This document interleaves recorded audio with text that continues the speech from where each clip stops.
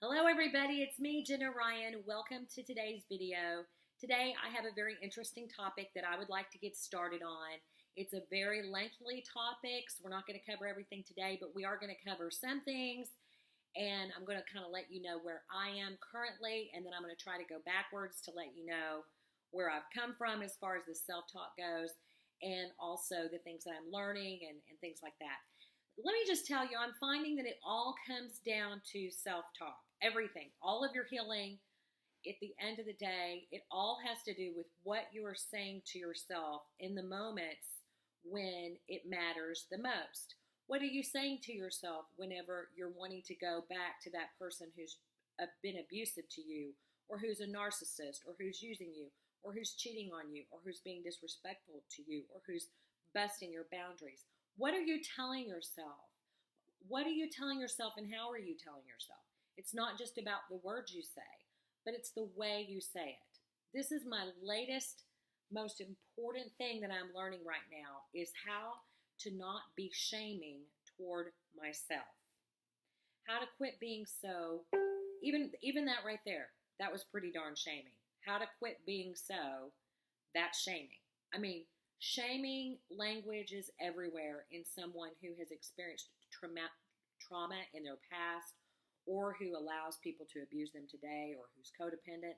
People listening to this video, we have issues with shaming ourselves. We shame ourselves back into relationships that are unhealthy for us. We shame ourselves and blame ourselves for everything. And so that's what I want to talk to you about today, is coming out of the shame, stopping, doing what you can to be more gentle with yourself and not so harsh with yourself. And I've been doing this lately, and I'm so much happier. And I catch myself. And sometimes I catch myself shaming myself for shaming myself. Like, why did you do that? I don't know. Why are you saying, why are you doing that? Does that make sense? Like, you don't want to shame yourself. Like, let's say you go out on a date and you forgot to set a boundary, or you were unable to set a boundary. You don't want to say to yourself, you don't want to should on yourself. You should have set a boundary. You should have done this. I shouldn't be sitting in this house with this narcissist right now. I should be doing this. I shouldn't be crying right now. Even the way I'm saying that, it comes across shameful. It's just shameful. And that's what I've been doing to myself all of my life. It's my inner critic, and there's a lot of psychological reasons why the inner critic is so strong in my life, and potentially in your life as well. There's a lot of reasons for it, but we don't need to discuss those so much right now, as we just need to realize when we're shaming ourselves. When our voice is, it's like that feeling of, why'd you do that? Why'd you do this? Why'd you do this? Why do you have a tag on your pillow? Why don't you have a better tan? Why are you wearing that? Why are you sitting there? Why aren't you in a relationship? Why did you talk to that guy? Why did you not do this? Why did you not do that? It's a shaming voice. Do you hear it? And in some of my older videos, I can listen to myself and hear myself shaming language. Even recent videos, I can catch myself shaming. So little by little, I'm healing and getting better every single day, and I want you to get better every day too. And if you catch shaming language in any of my old videos, just say, oh, there it was. I saw some shaming language. And don't shame me for it. Don't shame yourself for it either. We've got to give ourselves some grace and give ourselves some room to be imperfect sometimes. It's okay. It's okay if you're sitting at the narcissist's house right now. If that's all that you're capable of doing right now, you know what? That's okay, because there must be a lesson in it somewhere. There must be a reason that you are allowing it to happen. There must be something that you need to learn. There must be a message in it. There's just something there for you. And you can be okay right where you are. You don't have to be somewhere else. You don't have to be, now I'm not saying to start contacting every narcissist you ever knew and go hog wild. I'm not saying to do things that are against your own values and your own morals, but I'm just saying that we have to let ourselves be for right now and just relax and not shame ourselves for not relaxing. If we're not relaxing, then there's no shame in that either. I'm just talking about a complete and utter lack of self-judgment, if possible. Now, you cannot, that's not always possible, but we're not going to shame ourselves for that either. So we just have to just work on accepting ourselves where we are, doing what we're doing, being happy. You don't shame yourself for not being happy. It's okay to not be happy sometimes. It's okay to be sad. You're not supposed to be happy if you're sad. You're not supposed to be sad if you're happy. You're okay right where you are. And a lot of times the messages that we received as children was that it's not okay for you to be who you are, and we were shamed. We were shamed for being who we were. We were shamed for expressing who we were. We were shamed for our needs. And so we shame ourselves just like our parents did, because whenever you're a child, you integrate that parental voice in the form of a parental introject, which is also the superego, which becomes the internal critic. The critic is sitting there like a judge, constantly judging you wrong. Everything you do is wrong, wrong, wrong, and you feel it. Well, whenever you begin to unravel and to start to listen and hear this inner critic that is insidious, it is everywhere. It's when you go out the front door, it's when you get ready, it's when you go to a party, it's whenever you make dinner, it's whenever you go grocery shopping, it's whenever you can't get out of bed. It's this inner critic, this shaming voice, this toxic shame that doesn't belong to you, that's constantly hammering you down, that weight that you feel. It feels like it's pushing you down, pushing you down. You should do this. You should listen to Jenna's videos. You should have listened to, didn't you? You should have done what Jenna said to do. You should have done what John Bradshaw said to do. You should have done what that other YouTuber said to do. You should have done what Pia Melody said to do. You should have done this. You should have done that. And then what we're doing is we're just killing ourselves. And the pain is very real. You can feel the pain in your heart. And I was sitting in my therapist's office one day and I was like, I feel a wound, but it's not an old wound. This is a fresh wounding. I'm feeling it. And I didn't know it at the time, but I found out very soon thereafter that the wounding, the perpetual wounding, was my very own self and my language and the way I was speaking to myself. So what we have to do is replace, because what happens whenever you're a child, if you watch the last video that I did, you're a C and you give all your love away and nobody mirrored back to you your truth. Nobody empathized your truth and reality back to you and your wonderfulness and your gloriousness.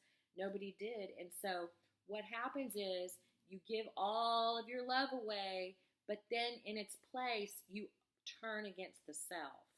You turn against the self. And the reason you turn against the self is to protect yourself. Because when I was a little girl, I don't see that tag. It's okay. It's okay to have a tag. When I was a little girl, I wasn't allowed to feel. I wasn't allowed to express feelings. I wasn't allowed to play. The man was a complete asshole. He took away my toys. He made me be a slave. He beat me every day. He treated me like dirt. I wasn't allowed to smile. I wasn't allowed to be afraid. I had to go and hide. I had to go into hiding. So what this inner critic did for me, it's a survival mechanism. We are, survival of the fittest. This inner critic evolved in me in order to help me to survive, because if I hadn't had that inner critic, I would have made a mistake when I was little. And when I was little, I would have gotten beaten worse. So this inner critic really protected me. The shaming voice protected me and kept me in line. My stepfather used to say, I wasn't allowed to go in the kitchen, and he would go, "Don't go past the toe line." There was a toe line, and I knew I wasn't supposed to go past it. And it kind of reminds me of that. I knew I wasn't allowed to show feelings. And so this inner critic, this inner shame voice would keep me in line and would tell me, watch out. Oh, you should have done this. You should have done that. When I was little, this shameful voice was helpful to me. It helped me to survive. It helped me to keep the bond alive. It helped me in many, many ways. It helped me to keep a fantasy bond so that I could develop the best I possibly could. Now that I'm an adult, I don't really need a shameful voice, because it's okay for my true and authentic self to come out of hiding. It's okay for me to be who I am.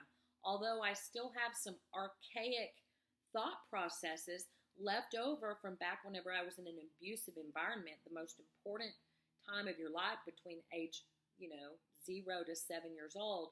During those times, I was severely shamed. And so what happened, and this may have happened with you as well, I'm just sharing my story. What happened was is this critical voice came out, and it's the voice of my stepfather, and it's the voice of my mother, who was unable to care for me in certain times the way I needed to be cared for, simply because she was not cared for. I don't want to put any blame on my mother, because I do adore my mother. It's just she wasn't able to give me what I needed.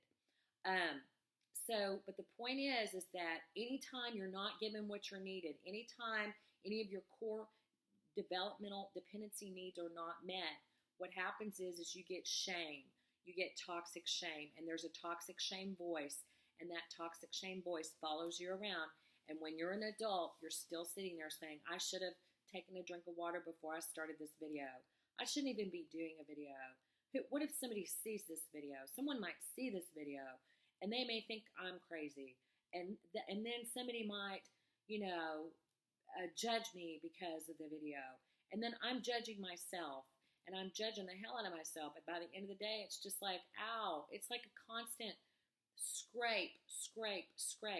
And this inner critic, it's so insidious. It will tell you to do something, and then after you do it, it'll tell you, why did you do that? I mean, it is not a nice thing to have. So what we have to do is we have to dismantle this inner critic, which is what I'm working on doing, and it's working, and it's beautiful. Let me say something else about this inner critic, okay, the shame voice, the shaming inner critic, is that it also works externally. So it will work internally on yourself and pull you down and keep you small and keep you from being your true and authentic self and keep you in hiding, but it will also judge others. It will judge other people. It will say about that nice girl that you don't like. You only like mean girls. That's just an example. It will say, oh, look at her hair. Oh, look, she's got huge hands, like they have on that Seinfeld. Or nitpick other people. And it will be judgmental. This outer critic, it's an inner critic, it's an outer critic. And the fact of the matter is we don't need any of these critics. We don't need a critic. Life is so much better and smoother and happier and glorious and easier and better and more fabulous, and we really don't need to criticize ourselves all the time. We don't have to do it. We don't need to shame ourselves. I shouldn't do anything other than what I'm doing. I'm doing the best I can. I'm living in the present moment, and I'm sharing my truth, and the critic can go to hell. I mean, there's all different kinds of ways to combat the critic, and one way is just to tell the critic, F you. I'm fine, thank you. And there's all different kinds of ways, and I want to discuss those in the future on how to overcome the inner critic. Part of it is just meditating and listening. But the main point I want to drive home is to start to listen to the voices in your head, listen to what you're telling yourself, and begin to soften. Soften what you're saying to yourself, little bits at a time. I learned this from Renda Hall. She actually helped me with this, and she is online at familytreecounseling.com. You can go to counseling with her. She's a counselor. I'm not a counselor. I'm just a person who's healing. And so don't come to me. All I know is I'm healing. But she is somebody that is trained to help people to get rid of that shaming voice. It's the shame of codependency. It's the shame that keeps us entrapped in relationships that are harmful to us. And it's difficult to get out of a relationship if we're constantly shaming ourselves. And so we have to soften and be loving to ourselves and be a parent to ourselves and be the parent to our inner child that we never had, and be sweet to ourselves and be kind to ourselves. And when we're not be mad at ourselves, but just to love ourselves and say, you know what? I'm doing the best I can, and I'm pretty proud. I've really done a great job, and I'm thankful to myself for taking care of me. And if I made a mistake, that's okay. Nobody's perfect. I'm Jenna Ryan, and that is today's video. I hope you enjoyed it, and I hope you are kinder and softer to yourself as I am working on right as we speak, even on this video. And please share this if you like it. Join our private group. If you would like to share your story with me, you can send your story to selfloveyouonline@gmail.com, or you can come into our group or whatever, okay? Leave a comment, like, and share, subscribe. Thank you. I'm Jenna Ryan. Talk to you.